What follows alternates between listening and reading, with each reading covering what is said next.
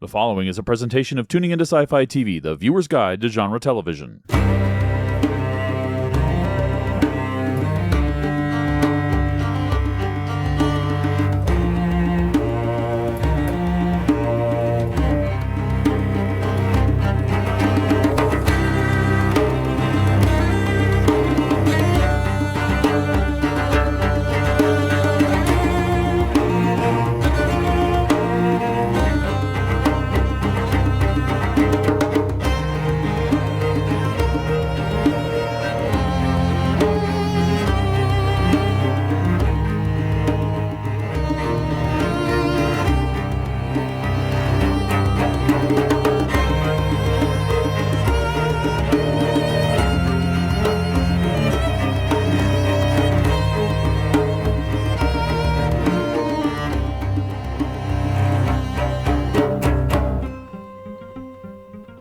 Everyone, welcome to another bonus podcast for Game of Thrones Season 5.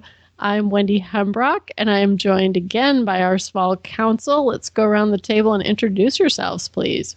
This is Jesse Jackson, Master of Despair today. And hey, this is Shannon from Vancouver, Washington, and I am the Master of Improved Stadium Security. You'll have to elaborate on that. This is Christine from Michigan. I am the Mistress of Consistency and Correction. And this is Lou from St. Albert, Alberta. Now you have the city. And I am We could stalk him. We could stalk me. I am the wannabe master of Deus Ex Draconis. Nice. And this is Wendy. I am the Mistress of Silver Dragon Brooches. Because I really like those. Ooh. I want one. First, before we start talking about episode 9, The Dance of the Dragons, we want to announce the winner of our small council contest. Woohoo. The winner is a frequent contributor, Davia. All right. Oshawa, represent. Yay! I grew up there, Davia. Congratulations. Simcoe Street South, down by the lake. Maybe you can meet up and you can actually see. Oh, her it's a bit of a winnings, too. distance now. Oh, okay. So Davey is going to get any season of Game of Thrones on DVD or Blu-ray. Season 6, I'm telling you. Any actual season that we've seen. And also the World of Ice and Fire book. Also, we'll be playing her comments shortly and talking about them. But the other comments will appear probably in a bonus show after the season is over. And we'll have a chance to really talk about everybody's feedback. We totally appreciate all the entries that we got. And congratulations, Davia. Here's her comments. This is Davia from Oshawa, Ontario. My theory as to who will be sitting on the Iron Throne when Game of Thrones ends is that it will be Sansa Stark. While Dany has 3 dragons, she has no control over them and cannot have children, therefore she can't produce an heir. Bran, a Stark, can warg into animals and possibly control Dany's dragons. I wonder if he can warg into Drogon, the most strong-minded of the dragons. Given the coming war with the White Walkers, these dragons are even more important than before, but also express just how weak Dany is. She should be the most sought-after people in this world, but she's not, because the dragons are not in her control. Right now, Sansa seems to be in the best position to be sitting on the Iron Throne when all is said and done. She's the oldest living member of the Stark family, Ram's family. She seems to be the wardeness of Winterfell, either as Ramsay's wife or as a survivor of Stannis' invasion. Also, Sansa has a relatively good relationship with Tyrion, who was her first husband and is now Dany's new advisor. It doesn't appear as though the Lannisters will be very relevant when all is said and done either. They are unconcerned about the White Walkers above the wall. Westeros, their stronghold is weak and dependent on the Tyrells, and they only have one Valyrian steel sword, the one given to Joffrey. You know, she brought up a lot of great points. I would love to see Sansa on the throne. I mean, just because it would be great to see someone who's been through such trials to come out ahead. but I don't know if it's going to happen, but I think it would be a great thing to see happen. So great insight, and we appreciate not only her but everyone who contributed. We heard a lot of fun voicemails and a lot of nice feedback. Yeah, ditto what Jesse just said about listening to all the feedback. It was great. As far as Davia's comments, I agree that it would be nice to see Sansa on the Iron Throne. Whenever you're handicapping it, hers is not one of the names, at least not up until this season, that has repeatedly come up. But her growth and the arc she's going through and the geographic position she's in now, and the alliance, although it's somewhat tenuous with Littlefinger, has put her, I would say the odds have improved a little bit of having her there. But I would still consider her a dark horse, and you would have to put Dany probably as the odds-on favorite at this point, both from a fan perspective and from a superior armament perspective, especially considering the developments from last night's episode, where there's another evolution in Dany's control of the dragons. Sansa is definitely not someone I would have pictured on the Iron Throne until this season, and your points really give me a new perspective on the idea. Although, yeah, this last episode, Dany does seem to have a little better grasp, at least of Drogon, so that shifts the favor a little bit back in her court a little bit. But it is nice to see that Sansa is a contender, although I never really thought that she was trying for the Iron Throne herself.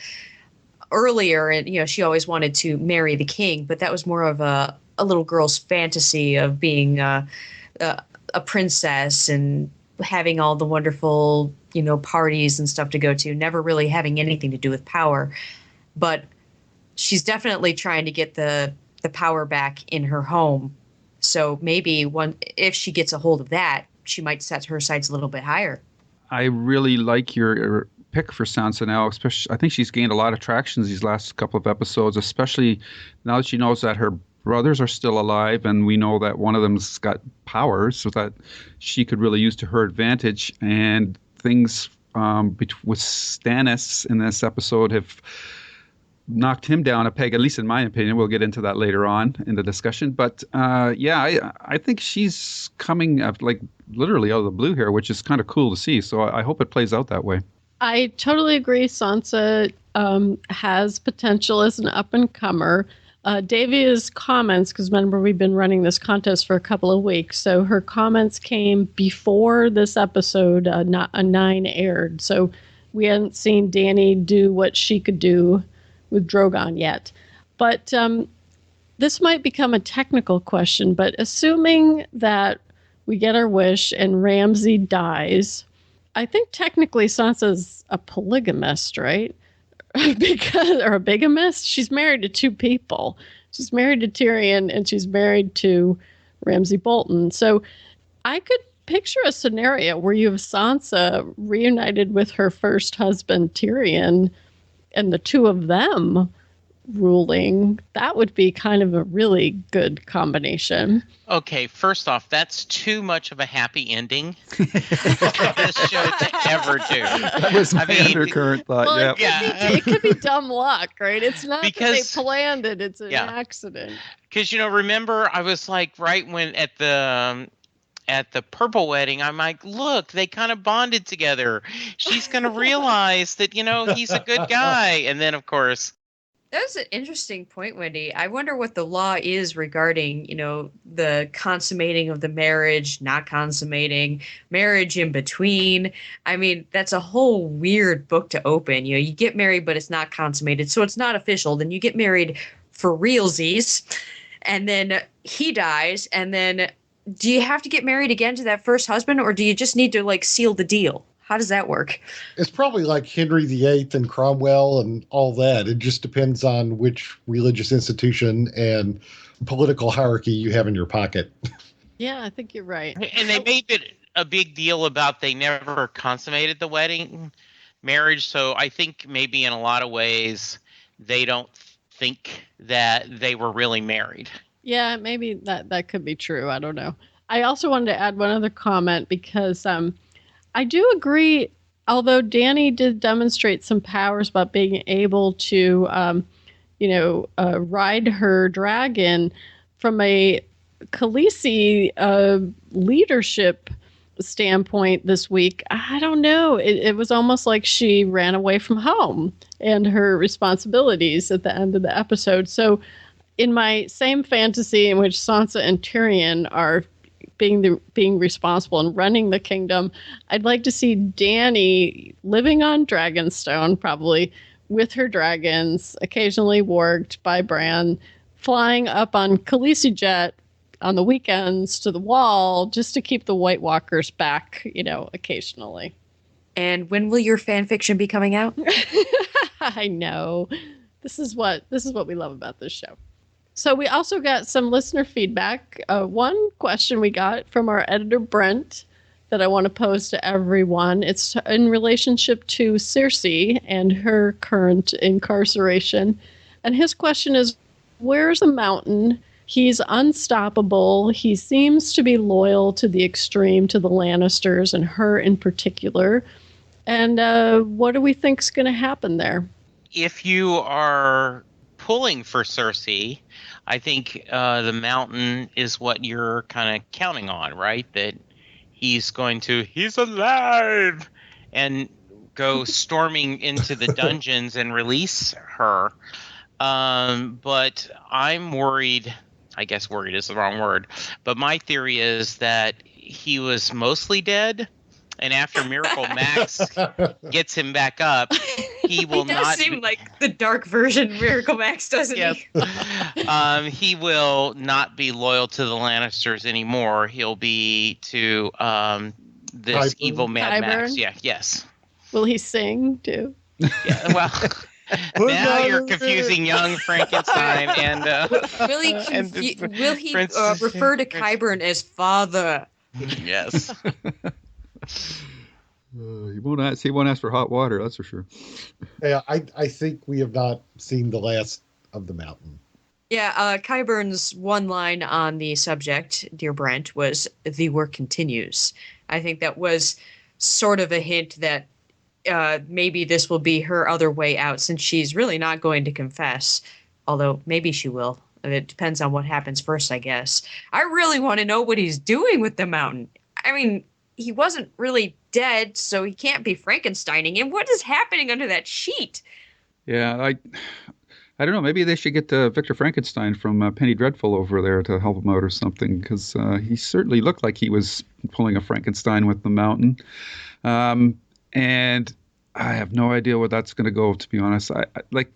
It's only one guy. Like, how much can he do? I mean, he's a mountain, but he's not a mountain range. He's not an army. So if he's going to turn him into some sort of unkillable force, that would. You have to wonder if that's kind of pushing the boundaries of what the world of Game of Thrones is set. So I'm very curious to see what's going to happen with that character, if anything is going to happen. Well, we have seen resurrections before.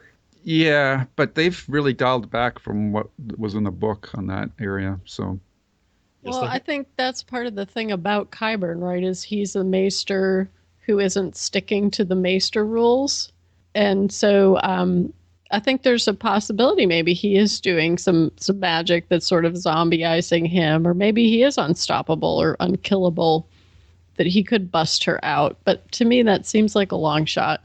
I do want to see what's under the sheet, though. Yeah, maybe they do have to put him in the bathtub. Maybe that's why it doesn't work. Wendy.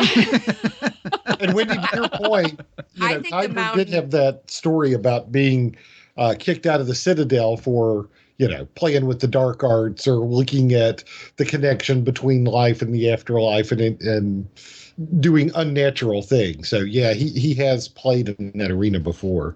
I think the Mountain, like even before this happened to him, against a bunch of religious fanatics, I'd say he'd win no problem, honestly. Maybe he's going to be like the Mummy from Johnny Quest or something. Okay, Brent, so we got a lot of theories for what's going on. So we'll have to see if we actually get any of them paid off before the end.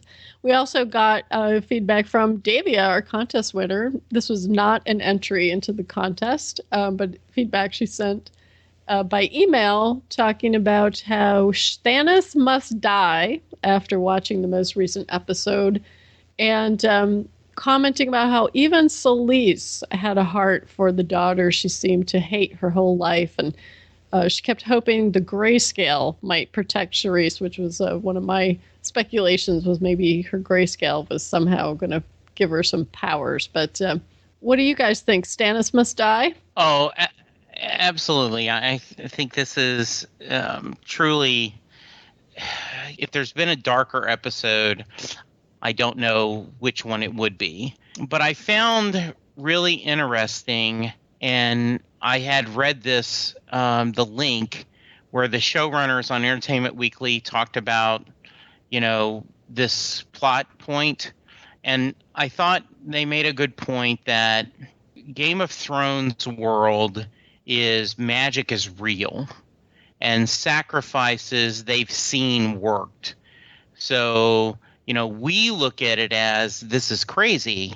You're doing this, and you're sacrificing your daughter to do anything. What does it profit a man to gain the world and lose his soul? But from their perspective, this side might actually work. Now, I think it's a horrible choice, and that alone, if you make that decision, shows you're not going to be a good leader, and you're going to be a horrible king. So yeah, I can't wait for him to die. When you think of it as making the tough decision, to save all his men from dying of starvation or the cold, and then to actually win the throne so that he can help the kingdom, one person, the needs of the many outweigh the needs of the one, right? Yeah, it is despicable what he did, but I understand the logic in the character's head. And as you said, the Red Woman has been pretty much on target. I mean, we don't know about Balon Greyjoy for, they weren't in there. We haven't gone to the Iron Islands, but we know that Joffrey and Robb are dead. And to everyone who is a believer's knowledge, the sacrifices and everything that we saw were responsible.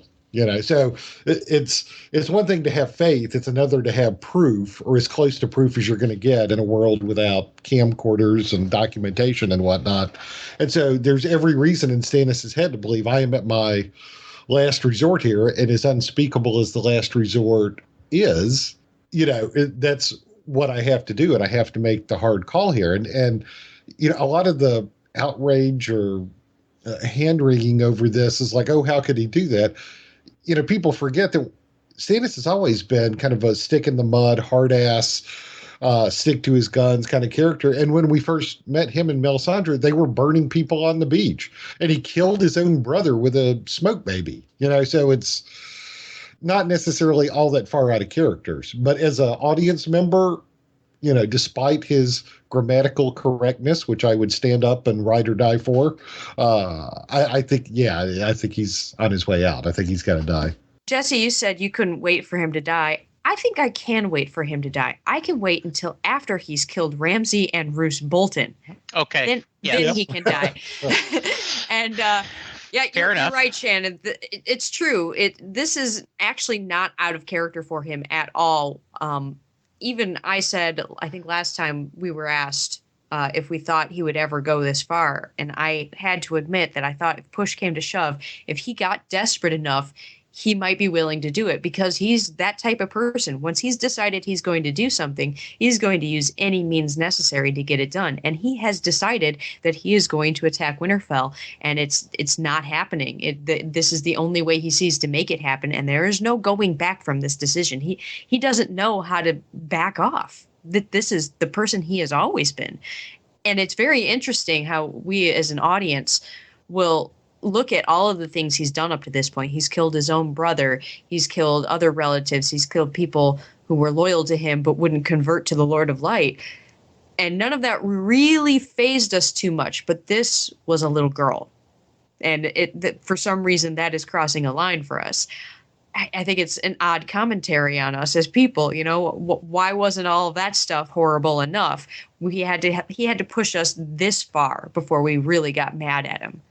Well, and as an audience too, it's not only, oh, it's a little girl versus, the men or Renly or his brother, but it also adds to it's a character we've known. We didn't know the 4 guys or 3 guys on the beach that day, or, and it's part of the argument you get into why it was terrible what was happening to Sansa versus all the ladies in Craster's Keep that didn't have a name and didn't have an actress and that we haven't watched for 5 years. Yeah, and then I know we're jumping in ahead of and not letting poor Wendy or Lou talk, but that's the other thing they talked about that, correct, is that why as watchers of the show were we so incensed by this when they've burned people alive plenty of times. So, why now? And I think you're right. It's because we know her and she's a little girl. And we just think this is, how could you be this horrible? This is all about context. I mean, it's one thing to read in the newspaper or see in the news that, 80 people died in a plane crash or something like that. But if you're one of the families of those 80 people, that's a whole different ball of wax. Depends where you are. And basically what they've done over the course of the series is they've made us one of the family members for at least Shireen in her relationships with her father to a large degree, because they were, they had a fairly close relationship, as well as Davos. So it's one thing to say, oh yeah, he killed a fellow rival or something like that. But within your own family to do something like this, it takes it to another level. And they backed him into as big of a corner as they could. And I'm kind of wondering, based on his conversation with Melisandre last episode, I wouldn't be surprised if she somehow charmed or bewitched the guards so that Ramsay and his 20 men were able to do such a great job of torching the perimeter of the camp and whatnot. So interesting. Yeah, because I don't know. It just seems like she knew that under the present circumstances, even at this point, Stannis wasn't going to take the step. So there had to be some action. She knew that some action would have to take place. And maybe it's making the show a lot more complicated than it needs to be. But I think that this precipitating event needed to happen. And I think she somehow was involved in it. And whether it was just helping the guards to be, kind of dulled in their senses or something, I don't know. Maybe it's a wild theory, but the long and short of it is Stannis lost his soul this episode.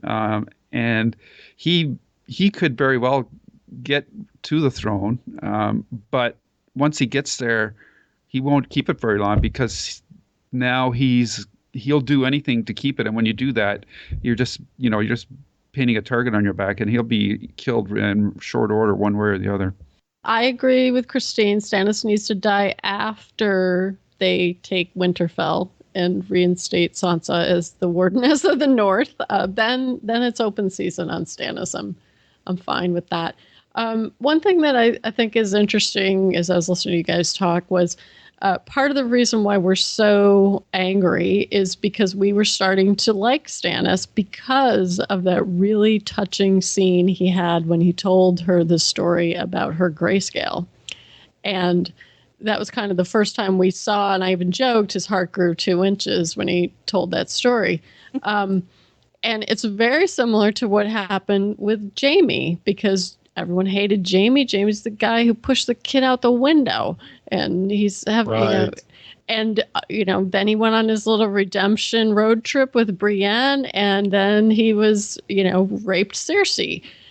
He was never a good guy. Stannis was always this guy. The first time we met him, they were burning people on the beach, right? Which the showrunners mentioned in that commentary. So it's a testament to the show that they keep tricking us like this with these characters. I mean, by the end of the show, we're probably going to be thinking, maybe I changed my mind about Littlefinger, which has almost sort of happened to me a couple times this season. So the other thing I want to point out is the irony, because we're horrified that they burnt Shireen at the stake, right? More so than these people who we never actually came to know. But I don't know about you, I was thrilled to see the dragon blasting away all those Miranese people that I don't know. And I thought that it was a great juxtaposition. It's the exact same horrible death, and my response to it is completely opposite. Exactly. Well, they were trying to kill people. Where Shireen was completely innocent. Yeah. No, I'm not. It's just the actual violence that was done was the same, though. Not talking about whether they deserved it or not. I don't really think anyone deserves being burned. I don't know. Right. I think the dragonfire probably killed him faster. Yeah. Mm-hmm. Yeah, the guy that got eaten by the dragon, though, and then tossed away, it's kind of like his version of crawfish, right? Peeling them, sucking the head, and then tossing the shell. What an image. Thank you. Get some hopping on the half shell. Wow, that wiped out the image from Jurassic Park that I originally had for that. So thanks for that. And thanks for the feedback. Send more. We had some really great discussion. Now I want to move on to some of the links. Of course, there's the links to the HBO Inside the episode. We talked about a couple of the other interviews that are in the show notes with the showrunners talking about why they did this horrible thing to Shireen, and book readers will be aware that this story has not occurred in the books yet, and I think there's speculation about whether it will or not.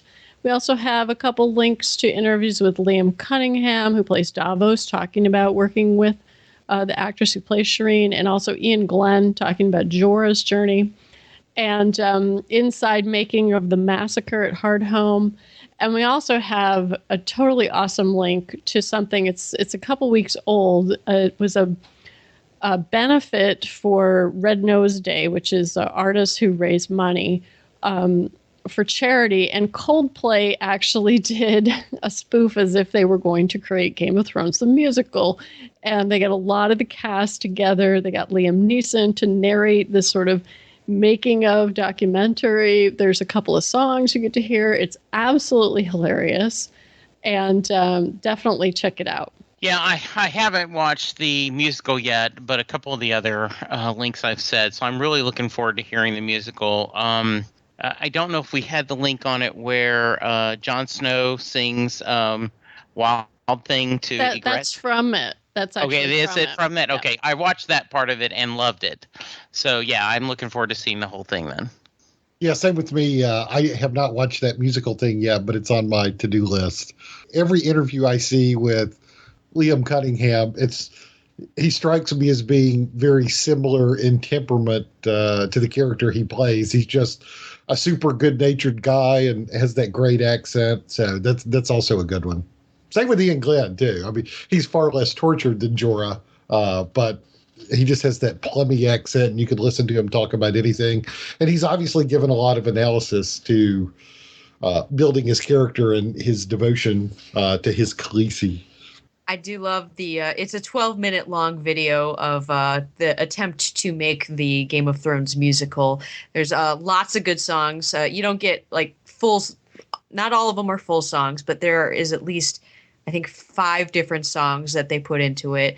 And it's this wonderful story with lots of comedy. I mean, it'll be just as good as the Jon Snow at a dinner party. You'll probably want to watch it a few times because there's a lot of good fooling around with the idea of these being the actors from the show and then playing on what their characters are in the show, even though they are really just being the actors who play them. It's so fun. If you didn't get to see it during the Red Nose Day thing, which I didn't, it's there for you to view and enjoy over and over again. Go watch it.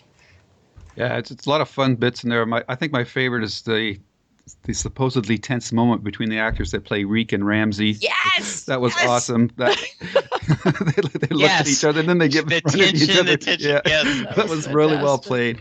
And having one of my dream casts already announced, and that's going to be John Noble next year on Elementary as Sherlock Holmes' father. I Yay. would love to have Liam Neeson come on Game of Thrones. Oh wow, that Yeah, that that'd would be really awesome. up the stakes. That You would seem Be be the like new he could front be runner. Well, he seems like he would be a long lost ranger that's been out in the wilds and Yeah, who exactly. he comes he back to could- Castle Black. Yeah. Could come back with what's left of Uncle Benjamin. Maybe some I- dragon glass. I do love the song that Peter Dinklage gets to sing. Yes. Still going strong. Going through a list of people who haven't made it as long as he has. And then there was Amelia Clark doing the Rastafarian Targaryen.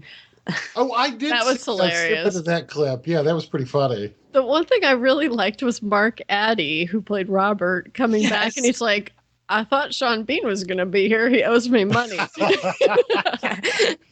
And then when in the very beginning, Ewan Rayon and him are the only two people there, and they're both very sort of uncomfortably trying to sing backup vocals.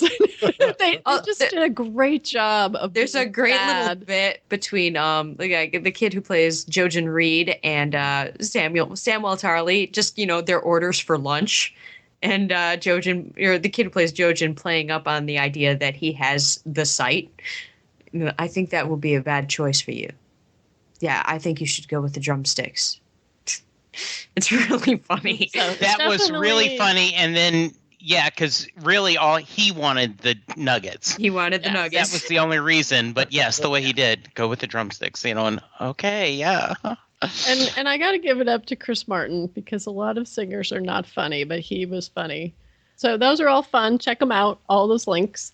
And let's move on now to talking about the episode, although we have talked about it quite a bit. First, let's go around the table with our short 1 minute overall impressions, keynotes, ratings, or grades.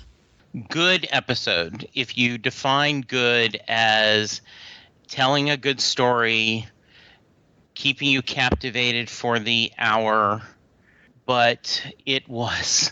I don't know if this show. You know what? I'm going to just say it. Every time I think the show can't get any darker, it just gets more and more darker. It treats it like a goal. Like, oh, Jesse Jackson on that podcast said that we can't get darker. Where else can we go? Can we have underage children being, sold at a brothel? Yeah, let's do that. It's just. I enjoy the show, but it's just so dark. So I would give the episode 9 unused best father goblets.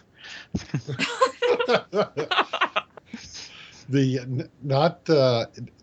isn't Father's Day coming up in a week or two? Yes, it is. It is. Yes, Stannis is not going to get a mug. No. For me, this one was on one hand, there was a lot of really, really good stuff in here, as disturbing as it may have been, and some fist pump moments and whatever. But naturally, it was going to be a little bit of a letdown coming off last week's, which, we spent time kind of nitpicking, just looking for something negative to say, but it was pretty much a perfect episode last week. So it suffered a little in comparison. And when we get into some of our discussion of demerits or things we didn't like, I can expand more. But I had some issues. Well, obviously, Dorne is just a black hole. And there were some pacing issues that kind of bothered me, that we didn't get this. Some stuff seemed dragged out and we lingered too much on it, and we didn't get to kind of what the point of each scene was, which is surprising from David Nutter, who overall did a pretty good job, but he directed Reigns of Castamere and is like the premier pilot director for television in Hollywood. So I don't know if it was him or editing or the script, but something just felt off about the pacing for me. So B+. Oh, I enjoyed the episode pretty well. Dorne seems to be not paying off in the end. All those other scenes about seemingly unimportant stuff this season has all paid off except for the Dorne stuff, and they're really running out of time on that. If we have to wait until next season for any of that stuff to pay off, I don't think it was done very well. But aside from that, I only had a couple of little nitpicks, so it wasn't really a huge ding on the episode. It didn't take up too much of our time. We are getting something out of it. Marcella and Tristane are coming back to King's Landing, unless something else happens before then. So there is something that came out of it in the end. We had a little bit of a funny moment with Bronn there, so it wasn't too terrible. And I think it only knocked it down to a 9 for me, a 9 out of 10. I kind of echo some of Shannon's comments, and I think it's a little more accentuated because it did follow such a a landmark episode. So naturally, we knew it was not going to be at that same level, and but surprisingly, there was a lot of epic. Large scenes in this episode still, especially like the gladiator games at the end. I was going, wow, they really been working the budget and saving for this stuff. So that maybe that's why Dorne has been so shoestring in comparison. I don't know, but the gladiator stuff. I felt like I was kind of watching Spartacus for a little while there, but overall it was well done, and I actually thought the Dorne stuff was probably the strongest. This was the strongest Dorne segment that they've done since they've started going there. So I didn't mind. I didn't mind it too much from that perspective. As Jesse said, like, yeah, man, this show is dark, and I gotta wonder if Arya is going to purposely put herself in a certain position. Yeah. Right. Down, Jesse. So the show is dark and full of terrors, right? Absolutely. Last week was all about the ice. This week was all about the fire, and it was horrible. Just truly horrible. Oh, nice. But the Nice observation. episode I thought was outstanding. My only ding is Dorne. So I would give it 9 Davos Baratheon stag carved statues. Sniff. I know, because that one got burned up, right? Did she carry it with her? I'm thinking, She did. Okay. Aw. Yeah. Oh. Sorry, Snowflake. Yeah. Okay, so let's go around the table. I'm going to surprise everyone, and I am going to say the Child killing? No, I mean, okay. Obviously, the big reveal at the end, I'm going to leave for someone else, and I'll let you guys talk about it, and I'll have comments to make. But the Sand Snakes slap game, and the whole, I just thought that was funny, and I thought in an episode where no one won except at the very end, that Bronn not dying, saying, "Who am I again? Hooray. The most beautiful woman in the world." I mean, he doesn't even clench. And, Jamie had negotiated, and, all he had to, and I thought the prince actually was pretty cool. It's like, I've been taught to be compassionate. I only have one thing. I want someone to knock the crap out of the guy, and just the comedy of, oh, the pie looks good. Wham! Do you want soup instead? In a episode that had very little laughter and very few winning, that was one of my high points. And then, of course, Jorah saving his queen was another good one. But I like the Sand Snakes and the stuff in Dorne, and it's one of the only times I've liked the stuff in Dorne. So I'm going to give it a little shout out. Well, so we're commenting on Jesse's point, and even though I said, that Dorne was a black hole earlier, I do agree that this was one of the better scenes. It's still, whether it's real people, extras, digital people, I mean, you can fill up King's Landing and the stadium with thousands of extras, and I still think there were like 8 people living in Dorne. But that aside, I did like that it gave Alexander Siddig something to do, and he was wise and smart and a little sly and a little funny. And the Ilaria dumping, her no look, throwing shade, dumping the wine out was fun. And, so there were lots of cool things about their interactions, and it gave those characters a little something to do, even if I think some of the parts of it have been meandering. And you're right, Shannon, when you're the mother of 4 of my beloved nieces. But keep doing this.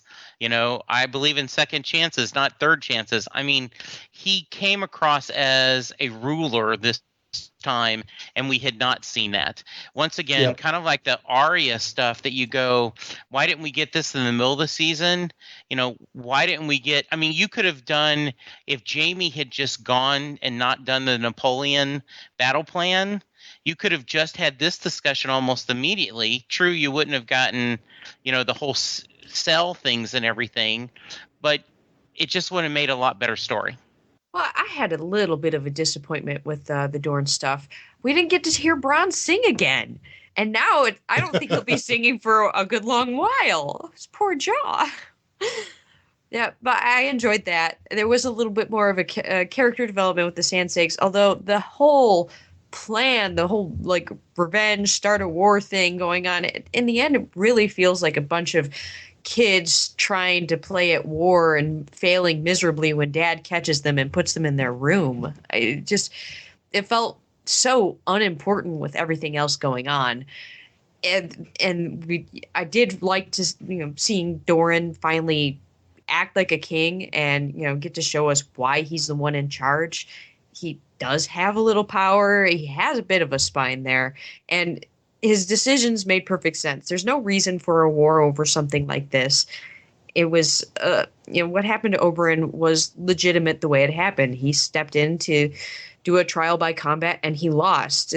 That's what happens in trial by combat.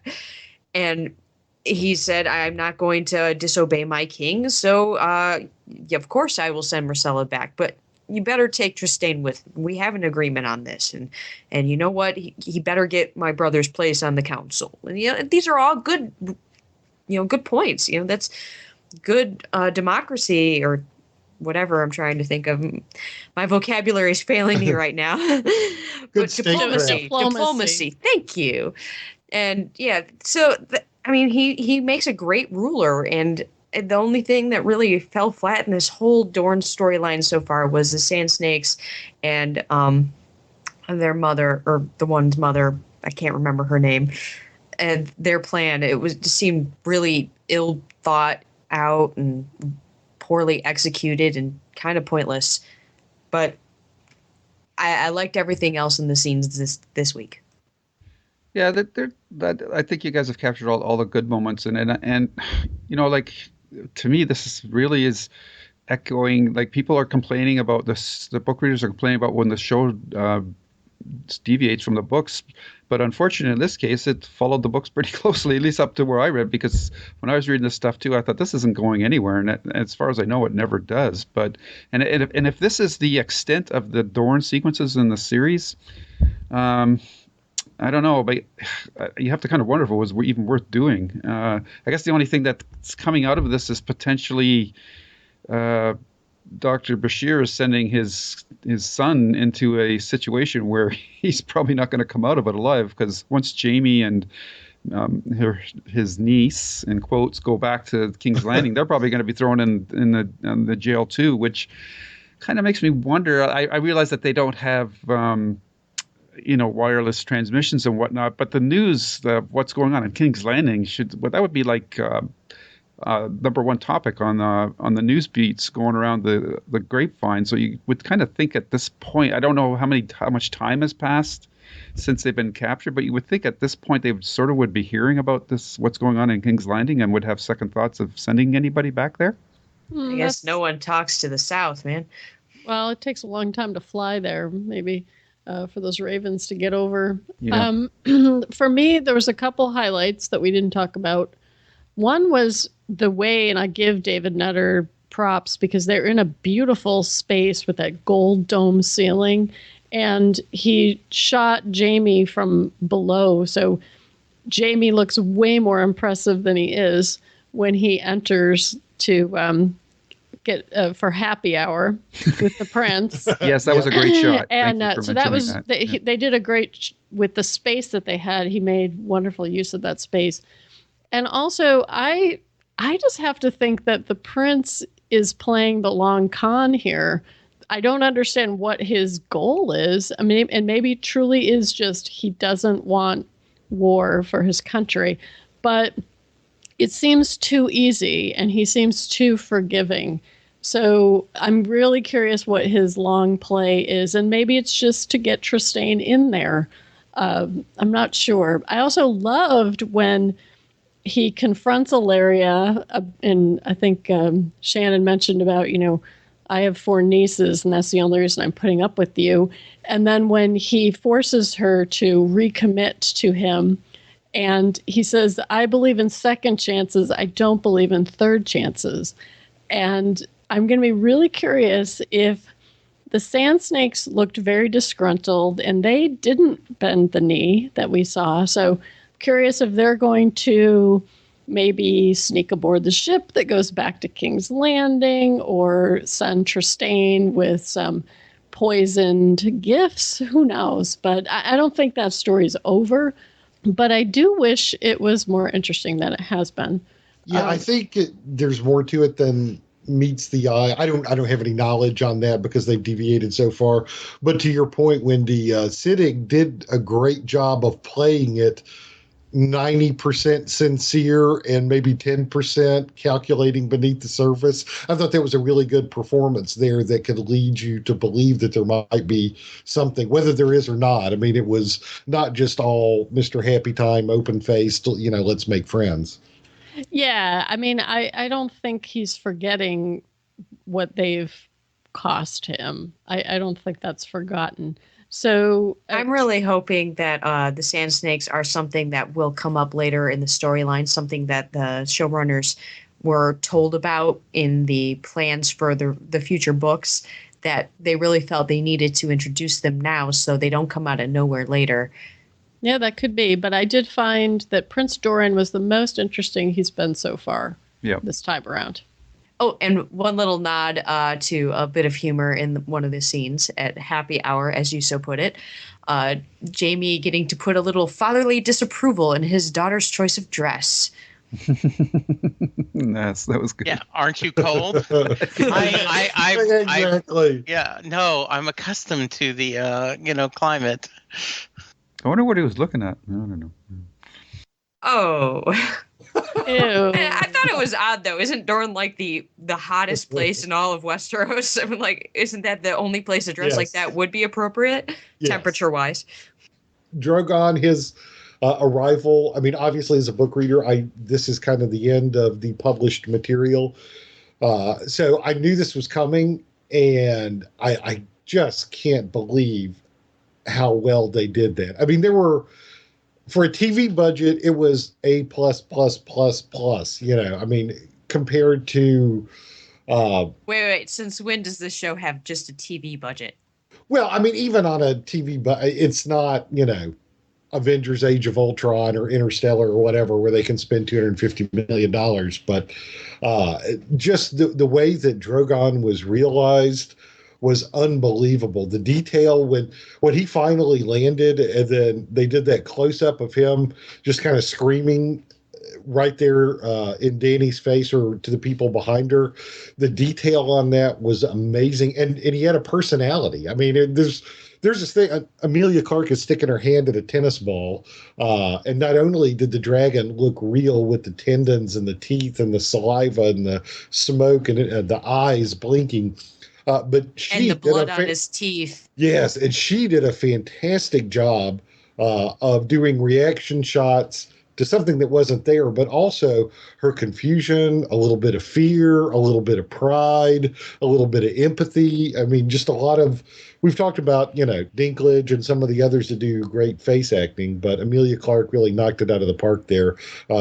Seeing him return because, as we talked about earlier in the podcast, those really are kind of her children, so, and the scene of him just laying waste to the Sons of the Harpy, fantastic. So, again, yay, burning people alive, but they're bad people wearing masks, so it's okay, and we don't know them. But, the fist pumping moment and fantastically realized for the most part. And then, escaping to an uncertain future. What's happening to her little coterie of advisors?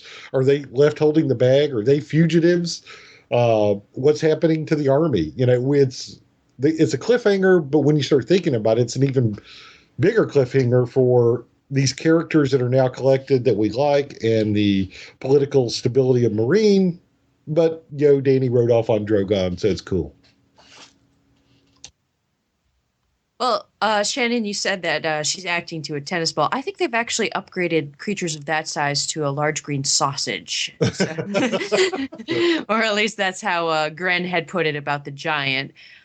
But I wanted to point out something. I know I heard a couple of people have disparaging comments about how Danny reacted in that whole situation.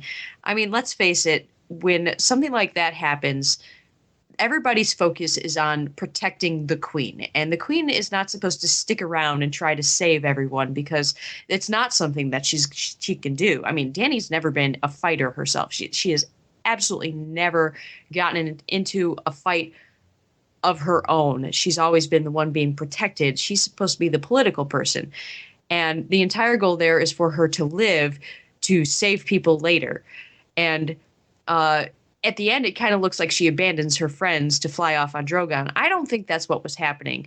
Basically, what I saw was Drogon was not going to leave her while she was still in danger, but the whole time he was there, he was constantly being attacked. And if he stayed there much longer, he might have been killed.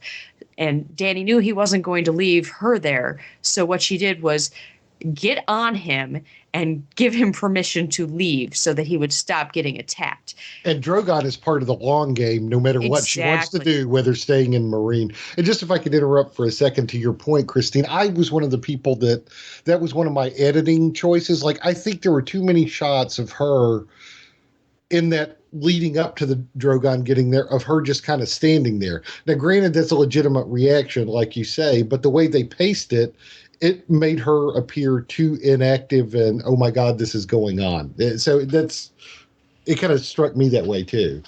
Well, I think a person in her position with her lack of fighting skills, I think the best reaction she could have is to simply remain calm and follow instructions. I mean, you think about like the Queen of England in that situation. That's probably how she would react. Remain calm, try to make a hasty exit, and follow instructions. And if I can get out of here, I will. And I will assume the people protecting me will be able to handle themselves once I am gone, because that is what they do. And that's what I saw. I don't think that she forgot those who were around her or didn't care what was going on to them. She's just trying to not panic and get to safety, and hoping that everybody else would be taken care of, because she can't keep track of everything in a situation like that. She's not used to being in the middle of a fight. Yeah, from a production standpoint and everything, from a technical perspective, I thought that whole sequence was really well done. I do think that this, and maybe it's part of the editing as well, not so much Dany standing around looking lost and confused, but it's the setup of her having the ability to call Drogon in the first place within that specific scene. And over the course of the last couple of episodes, her link between the dragons has not really, to my mind, been properly established. And this might just be one of those instances that it's a victim of the compression of a TV show versus what they can do in the book. But it did kind of strike me as a Deus Ex Draconis, as I said off the top, that it's almost like that moment in the Mines of Moria when they're all surrounded, the parties, the fellowship surrounded by all the orcs, and all of a sudden the Balgur shows up. So it didn't totally feel organic to me. I didn't really by her relationship with Drogon, but I don't believe she was actually calling Drogon. I think she was. They made it look like it to me. She was doing I feel like a like she force was call or something. submitting to the situation and accepting that she was probably about to die. I think what happened was that Drogon sensed her in danger, and he showed up in response to that. And I think that's how I read it too. Exactly. I think that's exactly what happened earlier in the season when he showed up at the pyramid. She was in distress. She was in great distress before that. I mean, it wasn't as dire. It wasn't physical threat. It wasn't a physical threat to herself, but things were falling apart and she was in distress, and he showed up to check on her then. And now she was in distress again, and he showed up to save her. Well, To then me, we it have was dissent in the small council because I read yeah. that totally backwards. If I if that agree was with. true, then why did they show her doing like a mind trance, kind of No, rolling her she eyes up? wasn't. They, She they was shouldn't have done that. submitting. She was She was submitting to her preparing to fate. die. She No, was, I Yeah, don't. she- I don't agree with you guys on that point Those at who are all. about to die. I don't agree with She- that at all. That's So- why she grabbed Miss Sunday's hand Yep. No, because I don't agree she with that at thought all. they were cooked. No, That Nope. was. Well, I'm So, sorry, Lou, I disagree, but I I same get to here. talk now, so no, hold I'm not on. done yet. I'm not done. The part that I actually like, my favorite part of the whole sequence, though, is because this is a TV show. There is a lot of talking. So, for most of the characters, especially for Tyrion, we're usually in tight with him. But I love it when they have these sequences where they pull back on the action, and then you really get a sense of how small he is compared to everybody. To see him mixing it up and saving the girl on Miss Sunday. Missandei. I love that part. I thought that was really well done, and I loved his whole barbing with Daenerys's husband. I thought that was His star. yeah, his dad. I thought that was really well done as well. Now you Yeah, can go, Wendy. Thank you. So I don't believe that Dany summoned Drogon. I think Drogon sensed her distress and her danger. And to me, that was very similar to how we've seen the direwolves appear to protect their connected Stark, too. So that seemed very consistent to me. I don't think Dany has any psychic ability with the dragons at this point. She has a maternal connection to them. But she didn't summon him at all. My read on that was she closed her eyes because she thought they were about to all get stabbed by those long pointy spears. I do agree that there was a problem with the pacing of when they were surrounded, though, because normally there'd already been so much tense buildup as they were getting chased from one door to the next and off of the stage and down to the ring, that by the time they got surrounded, they're all standing there. And usually when you get in that scenario, people try to negotiate, or what are they waiting for? And so there was kind of a little bit too much of, well, we're waiting for something to happen, which happens to be the dragon arriving. So I do agree there was something slightly off about the editing at that part. I also thought it was really wonderful to see Tyrion on the stage, and the whole time he was slamming the husband and scoring points with Dany at the same time. Yep. Because he was making very clear this guy's culture is not the Westeros culture. He's like, I don't really enjoy watching people die in my leisure time, although lots of people do. Mm-hmm. And to me, that was actually, I thought there was a really interesting parallel between, I'll call it the cognitive dissonance with Dany, when she's like, these are the people that I'm trying to help. And Ollie, because Ollie is in the same sort of conundrum. He's like, but the opposite side. I want vengeance, and why are people telling me vengeance is wrong?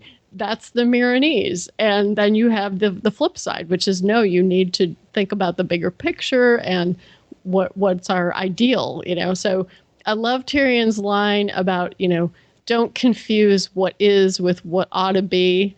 And I was also really surprised at how nobody batted an eye when his Dar was killed. Like, nobody was like, check and see if he's dead, do something with him at all. He was just like, he's a casualty. I have a question about that, actually. He was still moving the last time we saw him, and I think the wounds he sustained aren't necessarily life-threatening. And he showed up late, and when she asked him where he had been, he said he was making sure everything was in order. And we've already had plenty of speculation about whether or not he has anything to do with the Sons of the Harpy. Maybe he wasn't actually harmed at all. I mean, that could have been staged, him being attacked. And, he was still moving when we last saw him, and nobody actually checked on him, as you said. Maybe he's not dead at all. Maybe he's not even hurt. Crackpot theory of the week. Yeah! That could be. I assumed they left him for dead myself. And your point, Wendy, there was a lot of that. I mean, you mentioned the great parallels that it was also present in Arya's storyline with vengeance versus responsibility. Yeah, absolutely. I wanted to come back to the comment about Dany leaving with Drogon, because Drogon was clearly, I was worried. I was definitely worried. I was like, they're not going to kill this thing. And I was actually really surprised that he was as wounded as he seemed to be by the spears. I was also a little surprised at how he didn't seem quite as big as when he had flown over old Valyria. So that made me think that wherever that gladiator pit was massively huge. So I give them props for that. But I was slightly disappointed that Dany didn't even sort of look back and check on her friends. Or I just wanted like one little blow of fire back to make sure that they saw them sort of running towards the door. I just wanted something because it really did feel like she left them out hanging to dry. And I didn't feel like the battle was over. I felt like there was enough harpies still around that they were in danger.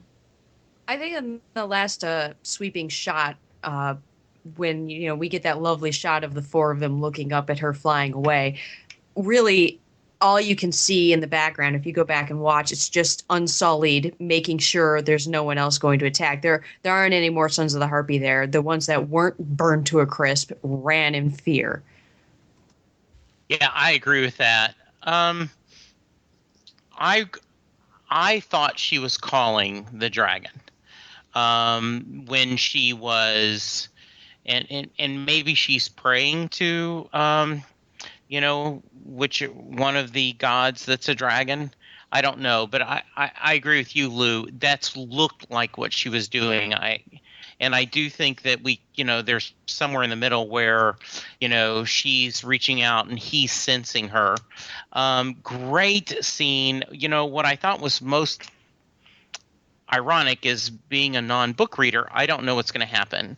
And so I'm really surprised when we see, the Gold Mask group, the Sons of the Harpy, attacking, and you're like, damn it. I thought we had fixed this. I was glad to see Jorah being redeemed, when he, throws the spear and saves his queen, and it was a good fight scene. I see y'all's pacing concern, but I was okay with it. I was kind of caught into it. And when they look screwed and when they're surrounded, I'm like, man, this would be the perfect time for a dragon to show up. I said, but and I'm not being sarcastic. I really was like, man, that would be great, But I said, there's no way they're going to do this. And all of a sudden, instead of hearing the bugle from the cavalry coming, Yep. You hear that roar, and you're just like, holy crap. I agree with you guys. I thought that I was surprised that the spears would hurt him, and I was like, are they going to kill? I mean, we only got 3 dragons. 2 of them are locked up. We can't kill a third of the dragons in this show. And when she gets on there, I think we cut scene. I think she just flew around a couple of times and then landed back again to check on everyone. Jesse, you have such a Disney heart. I do have a Disney heart. I thought you were the minister of despair. A wedding was proposed. Everything is solved. Story over. Yeah, I thought you were the That's master right. of despair. So, I mean, it. By the way, the other point is, yeah, and even the dragon looks ugly. And I don't mean that. I'm sure he's a very good-looking dragon compared to other dragons, but this is a monster. This is something that is a vicious beast, and they don't try to make it, like a snake. In the credits, the snake looks deadly but beautiful and everything. This thing is just this awesome, powerful monster, and so I just think it was so cool. It was good to see. And I agree with you, Christine, that I don't think she was abandoning the people at all. I think, the idea is you protect the ruler. If you've watched any political thriller, right, the Secret Service gets the president out of the way. I mean, Air Force One, right? Harrison, Ford didn't want to leave the plane, and but they were trying to get him going. So I didn't have a And problem he with that. didn't leave the plane. Well, yeah, but that's because Get on. off my dragon. That's right. He's Han Solo. He's kicking ass. So great ending, and I think after putting us through everything else, the too old. How young do you want to go, you creep? And let's take the sweet little girl and burn her alive. We needed that was our reward for sitting through such a dark, horrible episode. I have a quick question. I'm still unclear on how grayscale works because the moment Jorah held out his hand to Daenerys, I was like, "What are you doing? No, don't get her contaminated. Don't touch her." That is a question, yeah, because he held out the other hand from the one that appears to be affected, but is it just the area where there's an actual scale that is the infectious part, or is once you're infected, is your total body? I can't believe he would knowingly try to harm his Khaleesi with an infection like that, So, and the stone men, where he got it, they were all stone and all exposed. And Shireen, if it stopped, she had it on her, but she could still touch other people because supposedly they cured it. They haven't been definitive in the rules and pathology of grayscale. Well, I need rules. I need clear-cut instructions on how this works. I felt very uncomfortable with that, and I swear to God, if Daenerys starts breaking out in grayscale, I'm going to jump into the screen and kill Jorah myself. Yeah, I had the same reaction. I was like, what are you doing? You just got back with her. Now you're going to kill her with grayscale? But I read online speculation that it has to be direct contact with it. Okay. But they'll have to prove that through the show. All right. And then there's also, if she can withstand dragon fire, could she possibly withstand grayscale? I mean, I don't think he's thinking that, but that was also in my head as I was running through all the possible options. Yeah, I read another theory online that said Targaryens are immune to grayscale for some reason, but I don't know why. How convenient. Nobody said why. Online theories. It was just because, reasons. So Shannon got all the dragon highlights, I think. So what do you got next for us, Christine? Well, my old standby is always there for me. I'm going to talk about Arya. She deviated from the plan, and I think her comrade in arms was right. I don't think she was ready in the first place. Before she even saw Meryn Trant come up off that boat, she hesitated before walking up to him. I mean, she took the poison out of her little, bag on the cart and then put it into her pouch. And honestly, I think that was a rookie mistake. No, it was fine where it was. Why are you fiddling with it? You're giving yourself away. And then she saw the thin man and hesitated. It was almost like, am I going to do this? I don't know if I want to do this. And then she saw Meryn Trant and totally got redirected. I don't think she was ready to do it in the first place. And now I'm not sure. I mean, I know she's totally refocused on her list. This is one of the few people who are still alive left on her list. And there he is. And there she has this wonderful weapon that she can use against him. And now she's got a great opportunity to use it against it. Yes, Jesse, I'm sorry, but I'm pretty sure we know what Arya is going to do next week to get close to Meryn Trant. It'll be nasty and horrible, but I'm pretty sure she's going to use that little bit of poison on him. Hopefully he likes oysters and he likes them with vinegar. I don't know.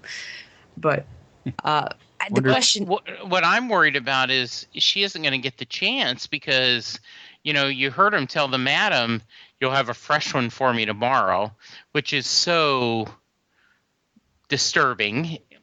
I'm pretty sure she plans on being that fresh one. She's got her in.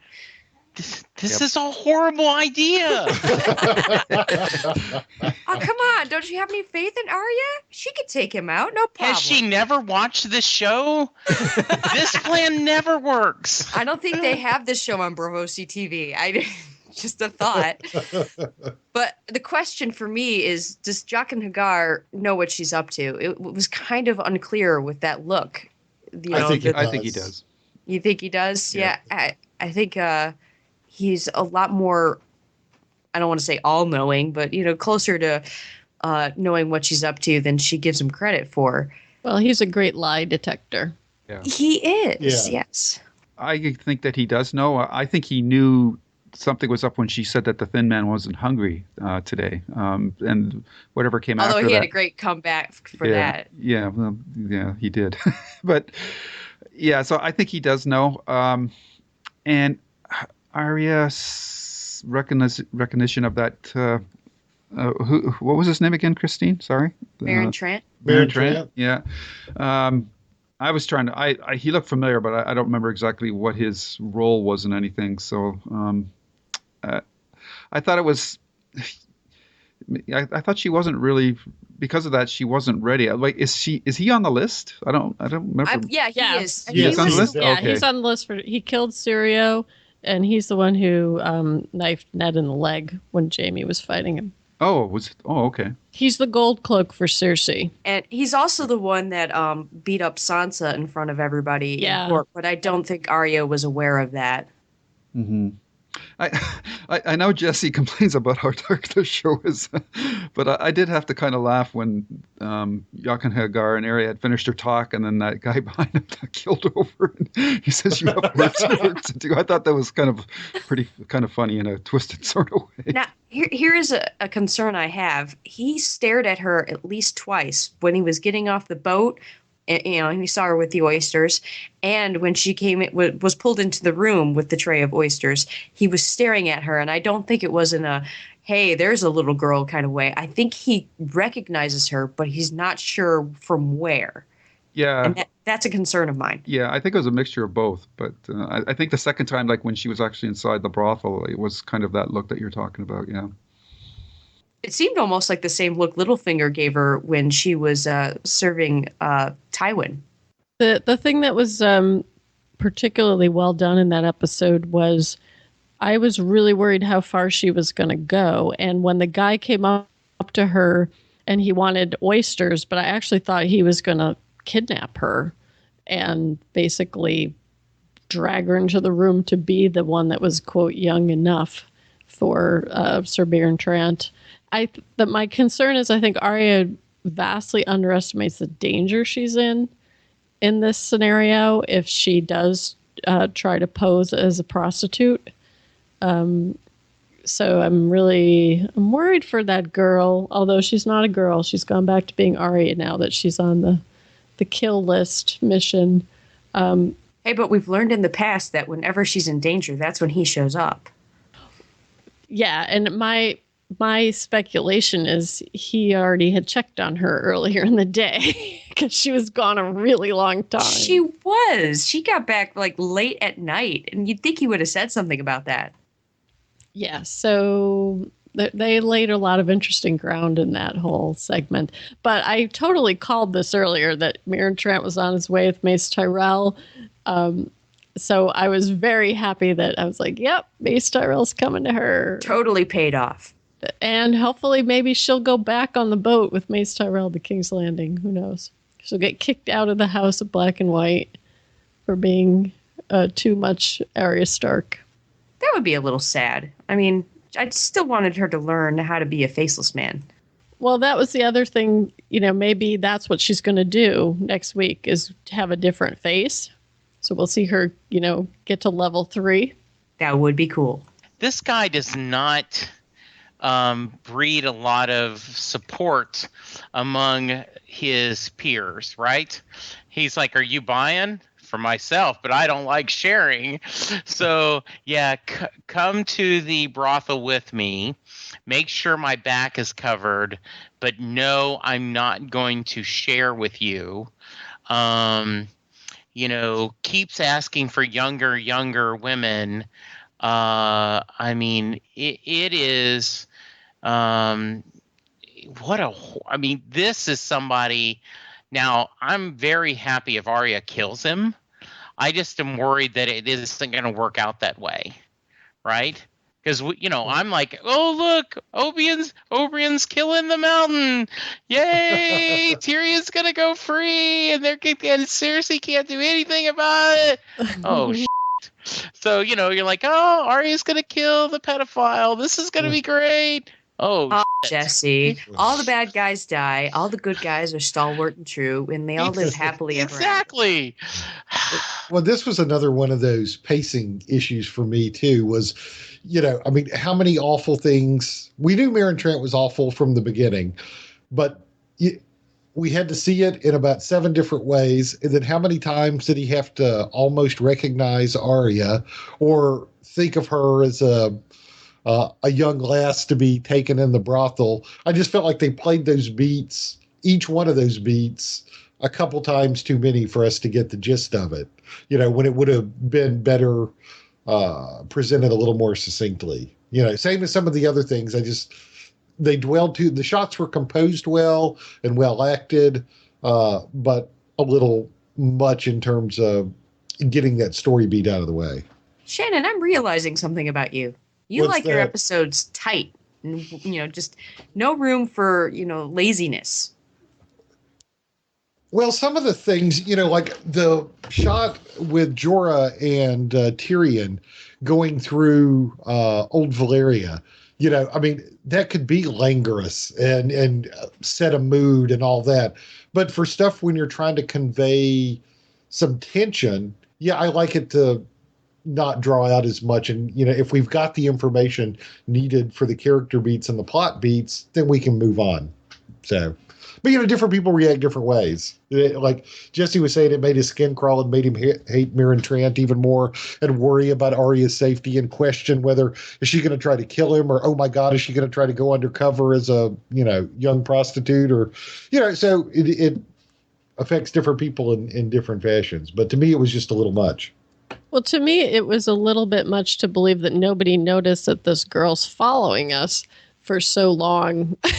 and clanking around with oysters. Yeah, I mean, she was pretty noticeable all along the way. So that's the part where I think she might be in danger, that she wasn't as anonymous as she thought. I will go to the scenes with Stannis and Shireen and Davos and Shireen. I thought the Davos-Shireen scene continued the relationship that they had, and it was really nice to see. And I thought this was probably the sequences that you were going to pick, Jesse. Davos giving her the stag and thanking her for teaching him how to read, and like there's a real bond between those two. And I really thought the older actors played it well, but I thought the girl really, the actress that played Shireen, was especially good in this episode. Oh, she's great, isn't she? Yeah, and her scene with her dad, where she was, literally, unknowingly giving him permission to do what happened, and was, and you knew what you knew the subtext behind it, and as you watched Stannis's face, so. I thought those two scenes with the girl were played very well, and then when she's walking, being led by those guys, and finally realizes what's going to happen, that was just heartbreaking stuff, but really well done. Yeah, that was really well done, and I thought they did a great job with how they edited that, because what was happening was so horrific that they didn't over dramatize it. Right. It really was, yep, she's going and she is completely disoriented. I loved how they're carrying her and her legs are going like 100 miles an hour. Yeah. And when you see Melisandre, she's almost like got that like hostess opening the door look on her face, sort of, or, no remorse, nothing like regret on her face at all. And the one part that honestly confused me was the mother's turnaround, though, because it really took me by surprise. I really almost didn't believe it. I was sort of like, why is she doing that? It seemed like she was the more committed religious zealot than Stannis was. I thought that the actor who plays Stannis, though, did a great job with showing that, this was not an easy decision. He's destroyed by this, and he even tells her, I'm on this. He thinks he's on his destiny, and he has to do it. And but it was very well played because I absolutely hate what he's done, but it's not like he turned into a monster. He's still a person who is horrified by himself and kind of destroyed by what he's doing.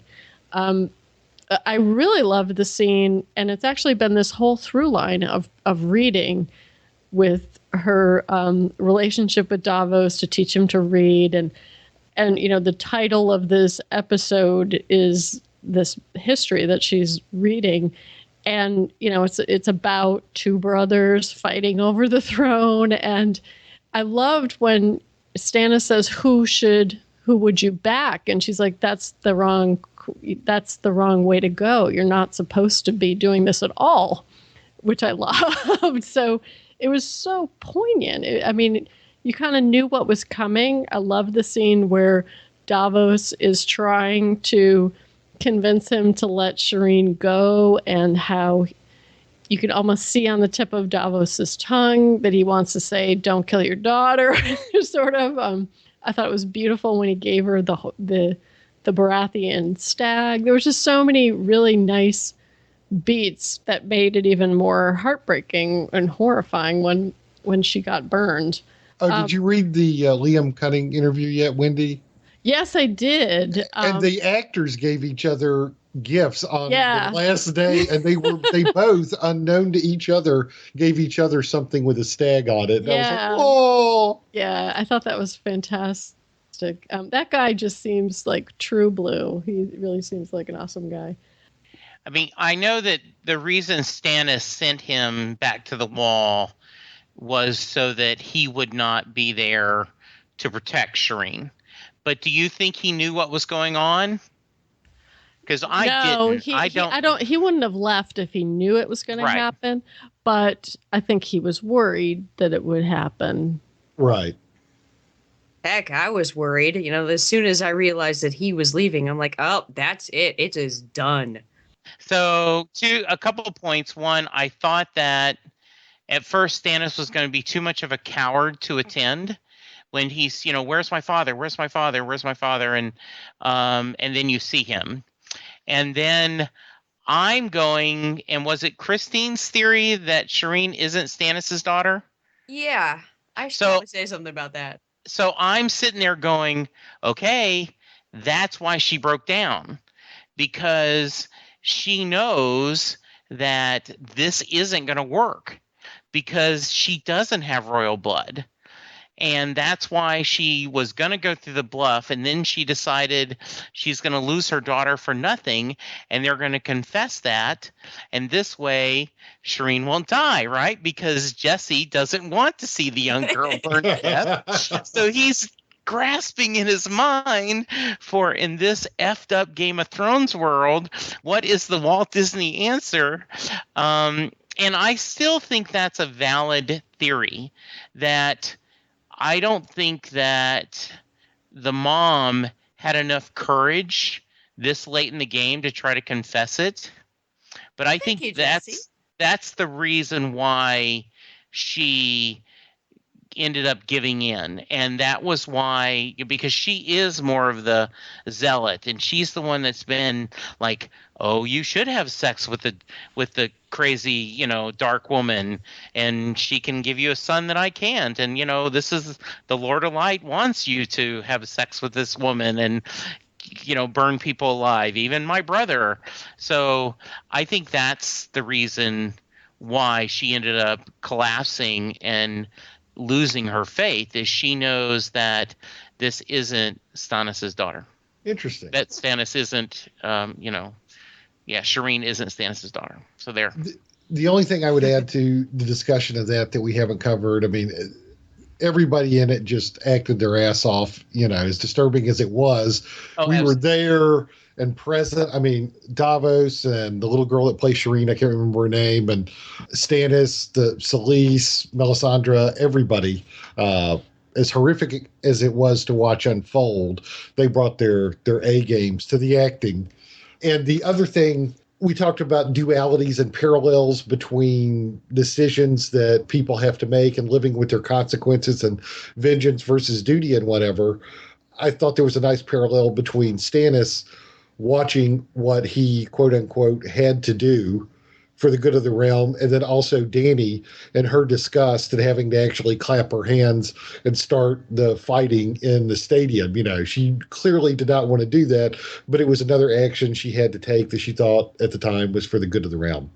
About my theory about Shireen possibly not being Stannis' daughter, I, there was the possibility that her sacrifice would not work. But unfortunately, those wonderful next time ons, we've seen that there does appear to be an upside to the sacrifice. But I say that there is nothing that says the Lord of Light requires a sacrifice of king's blood. Maybe it's something he prefers, but maybe a sacrifice as grand as giving up your own daughter or what you believe is your own daughter is good enough to get a reward out of him. Never mind that she doesn't actually have king's blood. However, if she really was his daughter and, my theory is blown out of the water, the only thing I have to say is shame on them for not putting her in a black wig. Okay. I know it's a nitpick, but No, and I think your point that it's his only child, so whether she's royal blood or not, right? I think that may be the reason why. It's a pretty big sacrifice. Yeah, it is a big sacrifice. But didn't Melisandre establish that it had to be royal blood to make her spells work? That's what she believes. Yeah. She's also been quite vocal that she only knows what the Lord of Light deems to tell her. Well, yeah. It's blood magic, so it has to be. And I thought she could detect whether or not a person had, like, she knew that she would know that anyhow, right? Because she knew that he was a bastard. She has stated quite often that she has no powers of her own. She has what the Lord of Light gives her. So, if she believes that Shireen's sacrifice will be what is needed, maybe she's assuming it's because she has the king's blood, but all she knows is that her sacrifice is what is needed. Maybe it's just that it's his only daughter, something he cares for greatly and has protected in the past and, put his heart and soul into what little he has. That's a big enough sacrifice. Maybe the Lord of Light didn't bother to tell her that it had nothing to do with king's blood. Yeah. The thing I really do like about your theory is that if Stannis were to find this out, then he would probably off himself and take himself right off the table, right? Because, man, oh man, that would be like, I killed my daughter for nothing? After Winterfell, after he kills Ramsay and Roose, right? Well, sure, yeah. But, wow, holy cow, that would really blow him away. See, that is what makes it a good theory, because Game of Thrones is that screwed up. Yeah. I'm going to go with... you have a kind heart, Jon Snow. It's going to get us all killed. Very nice. I was really worried that they were not going to open up that gate. Yeah, so was Jon.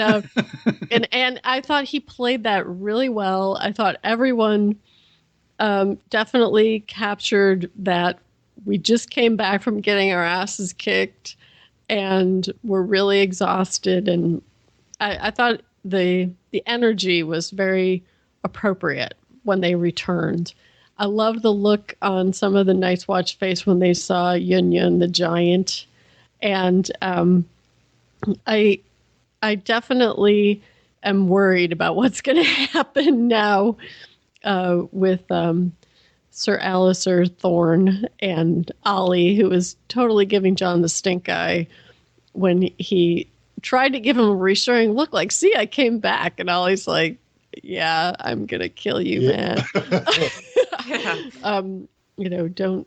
He definitely needs to be sleeping with a weapon.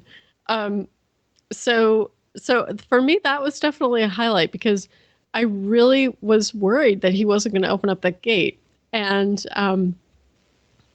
the other thing that I sort of had like this aha moment about the wildlings is like, okay, great, now they're going to be in time. They're going to go get to meet up with Stannis because they're starving there. They need to leave. There's no reason to hang around in Castle Black, especially when all these Night's Watch don't want them around either. So, get on down to Winterfell, gang. But that they could actually be a huge revolutionary threat to the North too, because they have large numbers. They could turn out to be, the dominant demographic in the North very quickly, which was kind of a cool thing to recognize. So that was definitely another highlight. I mean, we've kind of gone through almost every highlight there was in the episode at this point.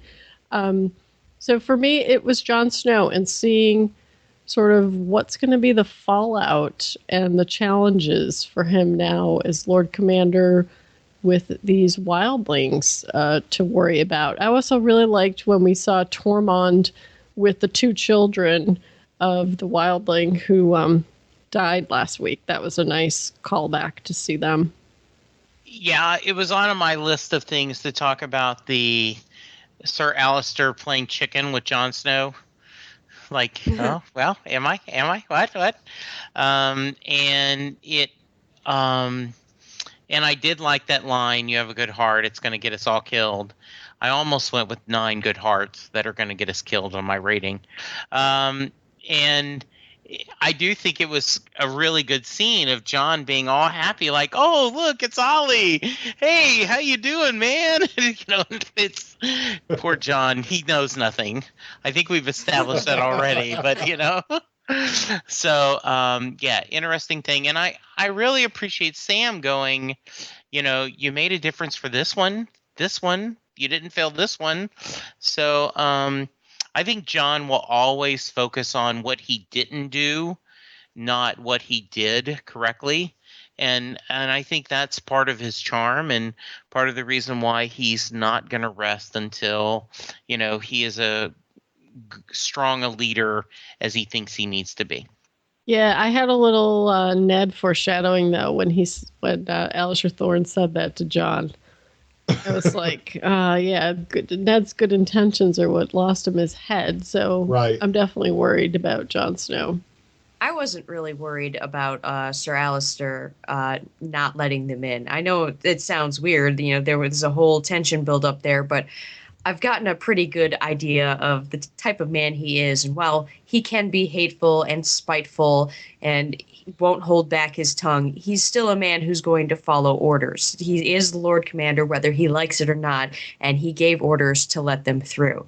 So I was okay having them, stare down each other and wondering if he was going to open the gates. But I knew if he was the one still in charge back there, he would eventually open the gates.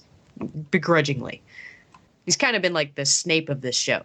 He's not a nice guy, but he is on our side. I knew he would eventually open the gate as well, but they did play it well, and it was a nice sequence.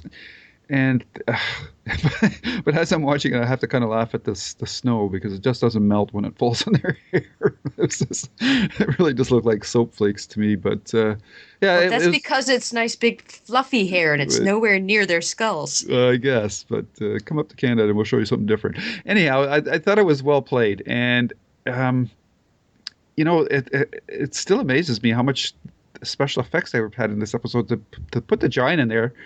And I was kind of happy that I guess giants can really survive a long time underwater, because that must have been a heck of a long swim for that giant. Nice of them to dodge that little logistical issue. Yeah, it's kind of like Indiana Jones on the sub in the Raiders of the Lost Ark, right? It's just, you got to go with it. Any other highlights before we get into the dings? Let's start dinging. I don't know if we needed, and I guess the payoff is going to be Arya being the next in line, but I agree with some of the nitpicks already been brought up.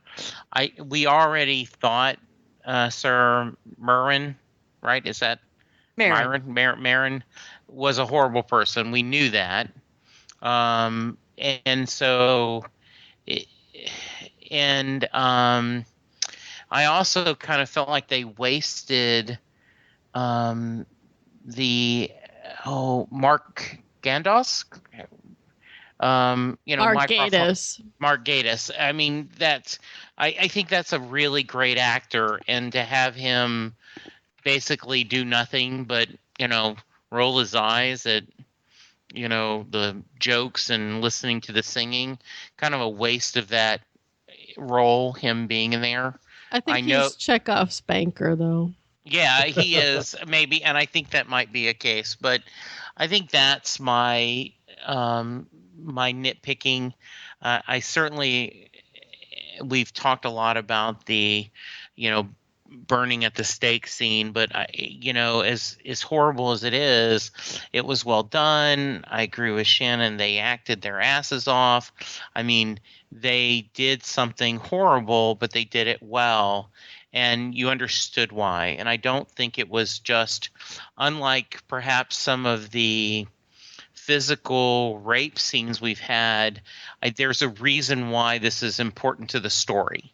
And so I think that would be my only minor quibble with the episode. Like I said, I think this was another strong episode. I'm going to pull a Dan Weiss on this one. We know Maren Tran's a horrible person, and he's got to have a little girl. I'm going to turn it around and be like, shouldn't we be upset about the brothel owner having a little girl on hand for this? How come nobody's upset about that? Well, and I think the idea is she isn't. I mean, she's someone's daughter that one of the ladies that's in the brothel, or someone who works in the kitchen. This is not, because you can see the way she's dressed. She isn't part of the normal quote unquote menu. This is someone, because she looked confused. So, but she's improvising because she's the madam's a horrible person, or someone, focused on just providing a business service. I'm going with the madam's also a horrible person, not only because of bringing that girl in, whether she was going to be doing that job or not, but also saying that she would have a fresh one for him tomorrow. Yeah. Yeah. The hooker with a heart of gold, the madam with a heart of gold, is not the case in this, case at all, right? It's not the case ever at all. Yeah. Yeah. Well, some of the really bad TV shows, they can do that. And so in movies, the head of the brothel would go, I'm just serving my market. It's just disgusting. It's just market forces at work. Absolutely. And you're saying that, our special unicorn. What has the world come to? Yeah. So, Shannon, what's your quibble? Mine was just the Dorn. Yeah, and I feel like we're missing a part that was important in the books and of the culture, because we've heard a lot of lip service to the fact that it's not a patriarchal society, and that women are empowered, and freedom, not a lot of the oppression and puritanical bullshit that you find elsewhere in the Seven Kingdoms. And one of the plots that seemingly got dropped, and it was clear last night that it is gone, is that the oldest daughter was not, or the oldest child was not Tristan. It was a daughter named Arianne. And part of a lot of the machinations were making sure that Arianne would be a viable contender for the throne, and then they didn't think anything about trying to make it so that it would be a young boy who could be in a position. It would be like, well, it doesn't matter. The oldest here is a girl, and therefore we think she should be queen. And so there were a lot more undercurrents and double dealings and shading between Doran and the Sand Snakes and Ilaria, and a lot of that just seemed shortchanged. Now, granted, like we talked about, I thought the Doran scenes were improved last night from what we had seen previously, but it just kind of disappoints me that it looks like we're never going to get that story of Arianne Martell and some of that. So I have a question. In the Arianne Martell scenario, would they be like trying to take out Marjorie and have Tommen wed her? Well, it's, or what would be the machination? Is I'm trying to understand. Well, it's not fully. They were trying to put Arian Martell to be in a position to be the queen, because if the Lannister regime comes down, or if Marjorie stays imprisoned, then they would be positioned a number of different ways, so that Arian could wind up married to Tommen if the thing with Marjorie doesn't fall through, or if the Lannisters are completely out, then who would have a legitimate claim? Then the Martells could say, "Look, we're from Dorne. We're powerful. We had an alliance. We have a seat on the small council," and they were trying to find a proper suitor for Arianne. So, well, if you think about it, the odds are not all that bad that Stannis' wife might kill herself or be commanded to kill herself by Melisandre, and she they think the could Starks are marry gone. she could marry Stannis. He needs an heir now. He doesn't have any heirs. Yeah, I think he's too old for that. and also Bruce Bolton's not too old. Walder Frey's not too old. right, and also too like Littlefinger's plan, let everybody fight and take on a weakened force. The Martells have stayed out of a lot of the fighting, so theoretically, all their troops and everything have been above the fray and arrested and not hurt by the ongoing squabbles in the War of the Five Kings. So, if they decided to take it by force with an heir that they claim is legitimate, then they could make that move as well. So, I kind of like the idea of them coming in and mixing it up with the Sparrows. That's two big extremes. yeah, so philosophically, yeah. So, Yeah. and we didn't get enough of that. I mean, they pay lip service all the time to women are free, and we don't have hangups about sex, and our bastards aren't looked down upon, and all that stuff. And I just wish we had a little more of its importance into the game for the throne, so to speak. Christine, any additional disappointments? As always, that this past season, I don't really have solid disappointments, just more of nitpicks. One of them is that I feel the show is really relying heavily on the fact that we can't really look at a detailed map, especially of the North. Leaving from Hardhome by boat, which they did, the best place for them to have gone was Eastwatch by the Sea. And then, the ships could then continue on to wherever Stannis needed them after that. I don't know why they would travel just a little bit further south by boat and then walk the rest of the way to go straight to Castle Black. They really needed to get south of the wall.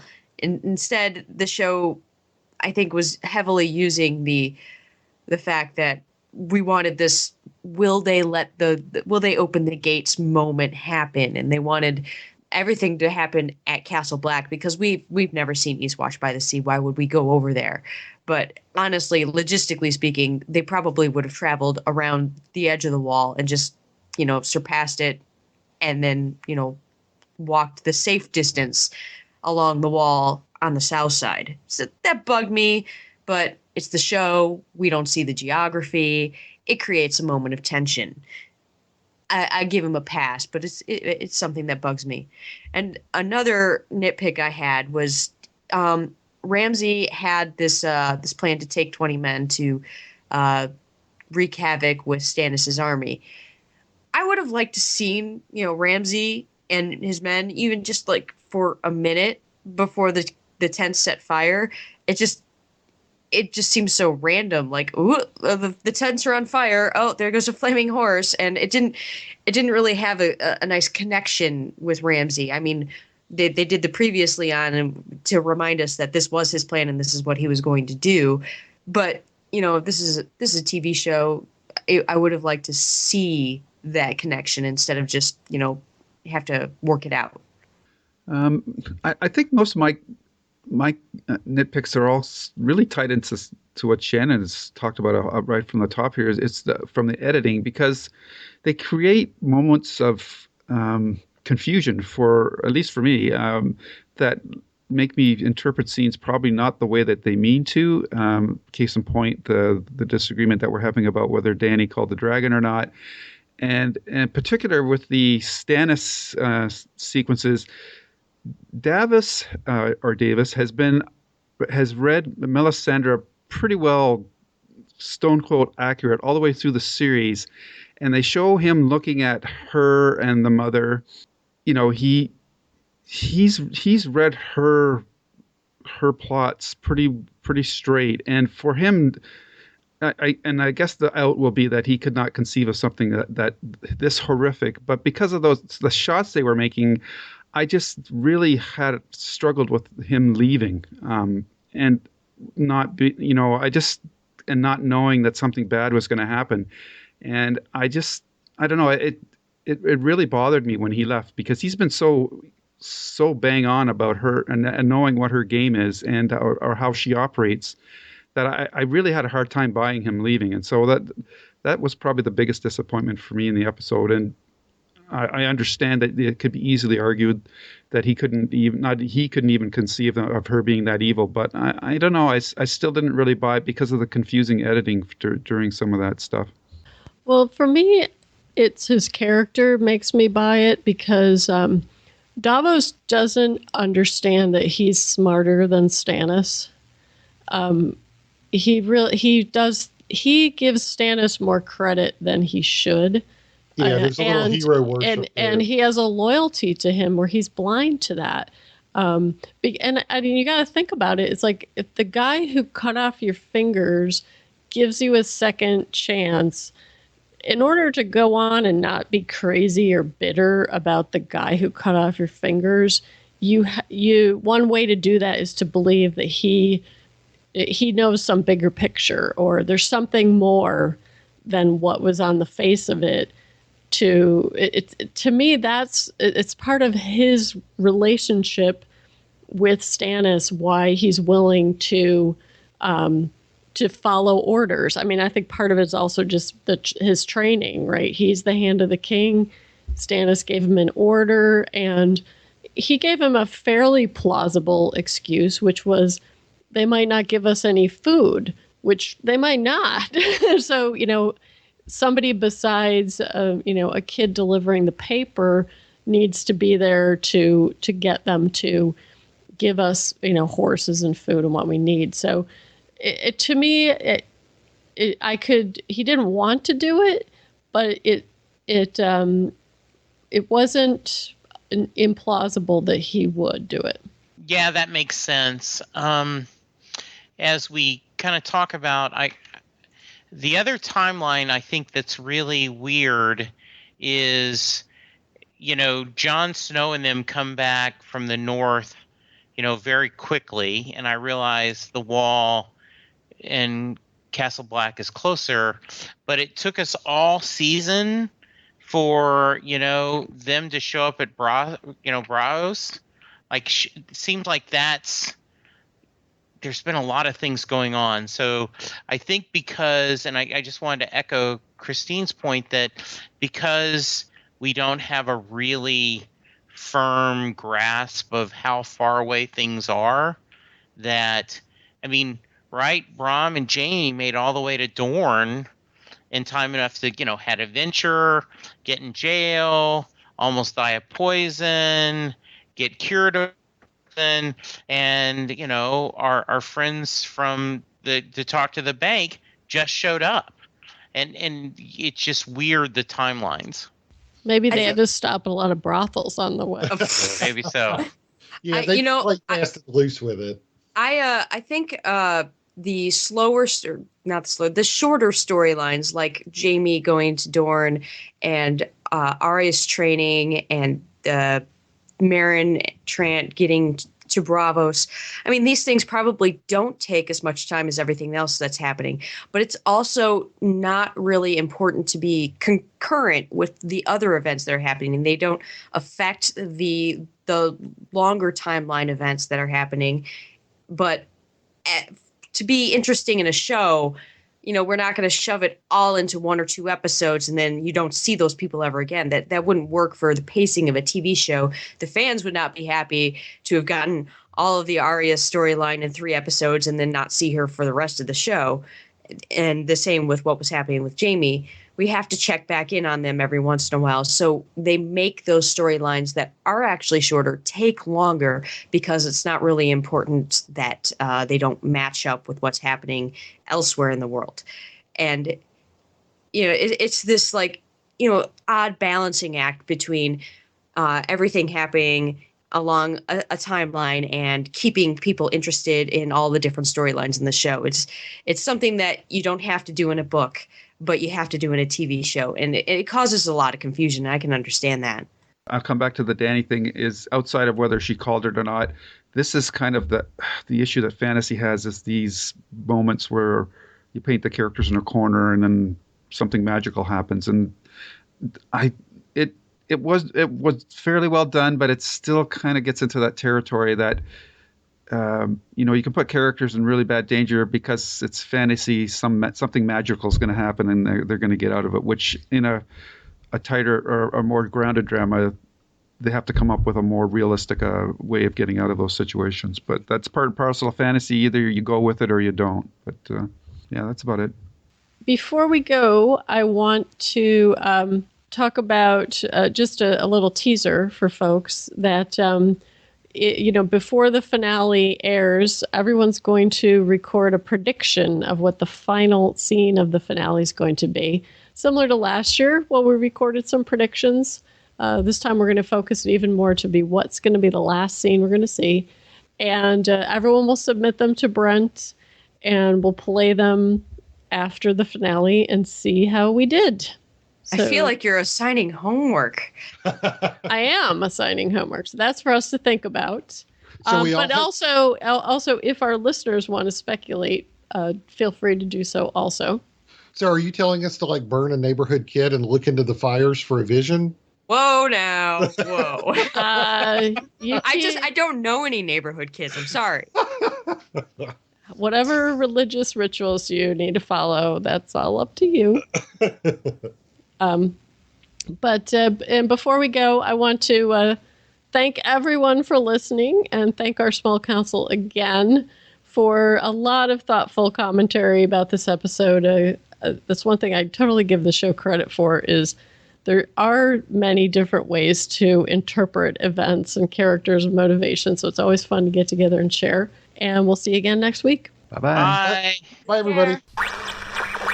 We love to get your feedback. Call us at 206-202-4182 or leave us a Skype voicemail to our Tuning Into Sci-Fi TV name. We have many ways to keep the discussion going on our blog. Drop by tuningintoscifitv.com and leave a comment. On the blog, you'll also find links to the forum discussions and other links to follow our Twitter and RSS feeds and find our Facebook account.